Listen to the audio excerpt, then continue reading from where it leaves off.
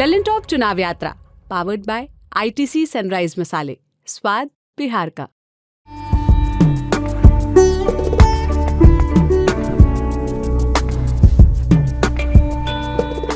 अभी काराकाट जो क्षेत्र बना है इतना बढ़िया क्षेत्र है, लेकिन काराकाट का दुर्भाग्य है इस बार 2024 में दुर्भाग्य ये है कि हमारे पास जो भी लीडर हैं जो चुनाव में उतरे हुए हैं, मैं आपको बताऊं कि ये जो सोन के ठीक दोनों तरफ काराकाट क्षेत्र पड़ता है, जैसे सोन के पश्चिमी क्षेत्र जो है इसमें काराकाट, डेहरी और नोका है, और पूर्वी क्षेत्र जो है वो नबीनगर, ओबरा और गो है। ये 6 विधानसभा मिलकर काराकाट संसदीय क्षेत्र बना है। और आपने सही बोला शुरू में कि ये डेहरी जो है सेंटर है।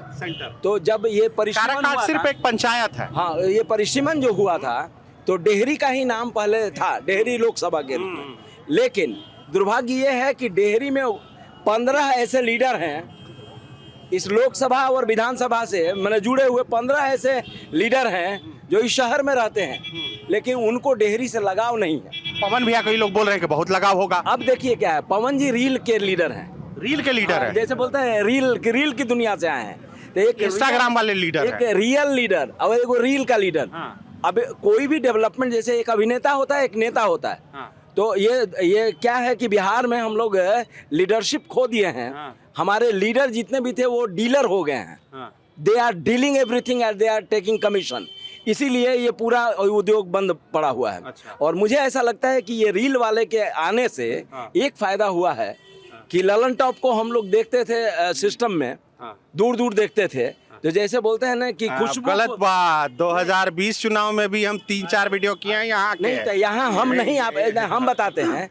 अगर हमसे मुलाकात नहीं हो पाई वो अलग बात है, लेकिन ये अच्छा लगता है क्योंकि ललन टॉप का जो हमेशा आते हैं, प्रेजेंटेशन होता है, हमेशा आते हैं। बहुत बड़ी हम यहाँ पहले भी आ चुके हैं। 2020 के विधानसभा चुनाव में भी हमने काराकाट को बहुत विस्तार से कवर किया था, ऐसा नहीं है। तो आपने नहीं देखा वो दूसरी बात। अभी हम बहुत बहुत धन्यवाद देते हैं, और ललन टॉप के जितने भी दर्शक हैं उनको शिव गांधी के तरफ से और पूरे डेहरी वासियों की तरफ से हम बहुत बहुत स्वागत करते हैं। नमस्कार भी हैं क्या आप? देखिए, मैं नेता ये हूँ कि ये बनारस से ये जब अंत में धन्यवाद दिए भाषण क्या इसलिए दिए क्योंकि पसीना आप भी बाहर रहे हैं। जैसे कि सन जो होता है ना, सन के पास अपना दीप होता है। अच्छा, आप मोदी जी के खिलाफ चुनाव लड़े? मैं 2014 में लड़ा था, क्योंकि यहाँ पे एक सुअरा हवाई अड्डा है। आज मोदी जी आए थे, हमको उम्मीद था कि मोदी जी जरूर बोलेंगे रेल कारखाना डालमिया नगर खोलने और सुअरा हवाई अड्डा, जो शहर उड़ान भरता था 1960 में यहाँ पे थी सुअरा हवाई अड्डा बना था।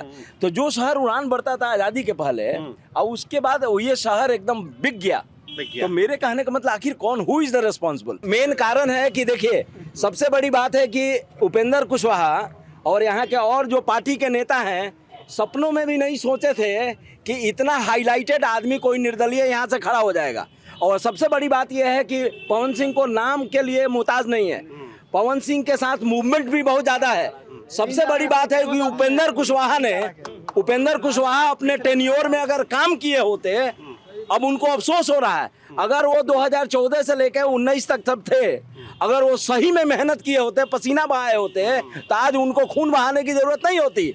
आज एक ही कारण है कि कोई भी नेता कोई भी काम करना नहीं चाहता है। जैसे मोदी जी राम के नाम पे अगर मांग रहे हैं तो पूरा देश जो है ना मोदी जी के नाम पे मांग रहा है। 10 साल बीत गए, नेता वाला गुण आपका गया नहीं है। भाषण बहुत उत्तेजक देते हैं। उत्तेजक इसलिए देते हैं कि मैं आपको बताता हूँ, मैं 68 किलो का, 4 ट्रेन आ रही है यहाँ पे। अब एक बात बताइए, गया और मुगल सराय के बीच में सबसे ज्यादा राजस्व डेहरी देता है, लेकिन वंदे भारत ट्रेन जो यहाँ से चली वो क्यों नहीं रुका डेहरी ऑनसन?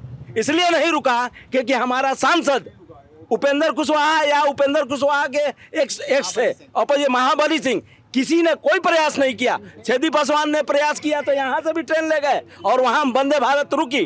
तो क्या डेहरी के बंदे नहीं है? हमने 2 ट्रेन रुकवाया है, पटना सिंगरौली और वो पलामू एक्सप्रेस, और 1 दिन के लिए जेल जाना पड़ा है। तो मैं आपको बताता हूँ, मैं 68 किलो का एक लड्डू बनाया था 2017 में। अब मैंने बोला था कि मोदी जी बोलिए नहीं खोलिए रेल कारखाना डालमिया नगर। मेरे ये कहने का मतलब ये है कि सारे उद्योगपति आपके साथ हैं, पूरा देश का पैसा आपके साथ है, और एक छोटा सा इंडस्ट्री जो है जिसको निर्मला सीतारमन ने 1,000 रुपया मात्र देती हैं बजट में। मेरे कहने का मतलब ये है, हम 1-1 रुपया वसूल के मैंने भेजा है उनको कि भाई आप लीजिए 1,000 रुपया, हमको नहीं चाहिए। मेरे कहने का मतलब यह है कि जो हमारे पास इतना बालू है, यहाँ बालू का राजस्व नीतीश कुमार ले गए, उसी बालू से हम लोग चाहते तो हमारा रेल कारखाना डालमिया नगर खुल जाता। तो मुझे ऐसा लगता है कि कोई भी लीडर जो अभी लोग खड़े हुए हैं, इन लोगों ने कोई प्रयास नहीं किया धरती पे, ये इसी कारण से। आप पवन सिंह को वोट दे रहे हैं? नहीं, पवन सिंह देखिए मैं आपको बताता हूँ, पवन सिंह का एक पॉजिटिव कारण ये है कि निर्दलीय होने के बाद भी वो आदमी अप्रोच कर रहा है और ये यंग आदमी है। तो मैंने पवन सिंह को बोला है एक चीज कि भाई देखिए, भोजपुरी के वजह से आप गाए, बहुत आगे बढ़े, लेकिन भोजपुरी को संविधान के 8वें अनुसूची में दर्ज करने के लिए अगर आप प्रयास कीजिएगा, अगर आवाज उठाइएगा, अगर आप प्रॉमिस कीजिए, हम तो चाहते हैं कि यहाँ डेहरी के जितने भी मतदाता हैं नमक खिलाएं सारे नेताओं को। ठीक है, चलिए नमक हलाली चलते हैं।